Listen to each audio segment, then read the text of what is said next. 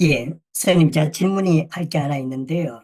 예, 저기 최근에 이 불교 공부에 거의 처음 첫 발을 디딘 그 초임자에 불과한데요.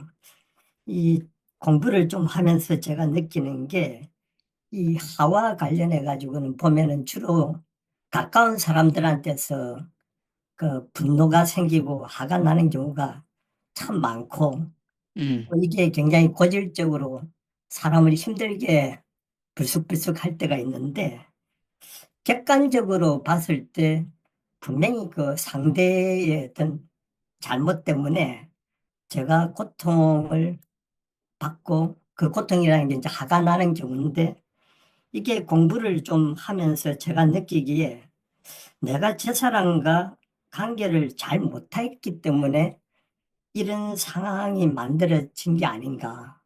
그래서 나중에 보면은 저 자신을 탓하고, 어, 일이 어긋난 책임을 저한테 이래 돌리고 있는. 근데 그렇게 하기에는 사실은 객관적으로는 상당히 억울한 면이 있는 음, 것 같은데, 저 자신에 대해서 저를 탓하고 있는 모습을 보게 됩니다. 이런 부분에 대해서 제가 어떤 마음으로 이래 대응해야 될지 궁금해서 묻습니다. 예. 그, 아까 그 선생님께서 되게 잘 말씀을 하셨는데, 원래 화가 이제 가까운 사람한테 자리를 한다고 말씀하셨는데, 그건 사실이거든요. 왜 가까운 사람한테 화가 자리를 하겠습니까? 사실 우리가 관심이 없는 사람들에게는 무관심으로 보통 대응을 하지, 그게 뭐 화가 일어나가 이러진 않을 거 아니에요. 그죠? 근데 보통 가까이 있는 사람들에게는 애착이 바라는 게 많습니다.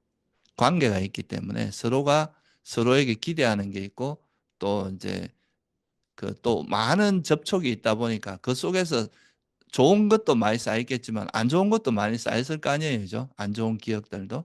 그러니까 이게 이제 화가 날 수 있는 소스가 훨씬 많은 거예요. 아예 보는 사람 같으면은 뭐 거리가 없잖아요. 그런 화를 낼 만한.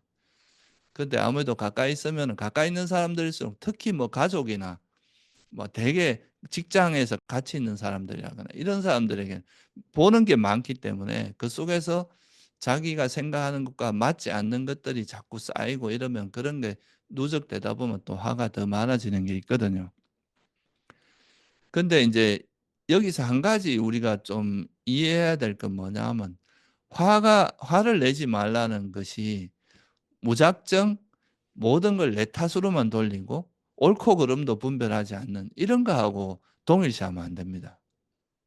화를 내지 않는다는 거는 이제 일단 화가 나면은 우리 마음이 확 이렇게 동요가 생기잖아요. 그죠? 마음이 막 어지러워지고 판단력도 흐려지고 내가 막 이렇게 흥분하게 되니까 들뜨고 그러니까 이거는 이제 그 상황에 대한 판단보다는 감정적으로 대처를 하게 되고 그게 이제 더 큰 문제를 일으키는 경우가 많을 거 아닙니까? 그죠? 그러니까 일단은 우리가 이제 마음이 평온함을 유지해야 냉정하게 판단할 수 있고 그 상황을 잘 대처할 수 있는데 마음이 어지러워지는 순간 판단력도 흐려지고 이 감정적으로 대처하기 때문에 그런 것들이 더 큰 문제를 일으킬 수 있단 말이죠. 그래서 부처님께서 말씀하신 거는 이런 화라든가 이런 집착이라든 이런 게 우리 이성을 마비시키거든요. 우리의 어떤 지혜나 이런 판단력을 막 세속에서도 보면 욕심이 강하다 보면 그 욕심이 옳고 그름을 떠나서 자기 원하는 걸 얻기 위해서 온갖 수단을 동원하고 거짓말도 하고 막 남을 죽이기까지 하고 이렇게 되잖아요. 그런 문제들이 생긴단 말이죠. 그래서 이게 이제 일단은 우리 마음에 그런 병이 들어있는 마음이 이렇게 나쁘게 물들어 있는 그 대표적인 게 화란 말이에요. 그러니까 이 화가 놓아져야 냉정하게 판단이 되고 그러면 내가 잘못인지 상대의 잘못인지 그것도 명확히 이해할 수 있습니다. 내 잘못인 것도 있겠지만 분명히 상대의 잘못도 상대가 잘못한 것도 있을 거 아니에요. 그죠? 그렇다면 그거를 정확히 인지하고 거기서 화내지 않으면서 그러면 이 상황에서 내가 어떻게 대처하는 게 어, 나한테도 유리하고 이 문제를 잘 지혜롭게 풀 수 있는가 이렇게 할 수 있는 토대가 마련되는 거죠. 근데 마음이 어지러워져 있으면 그런 토대보다 감정이 주로 작용하기 때문에 이게 정확한 판단을 하기 어렵다는 거죠.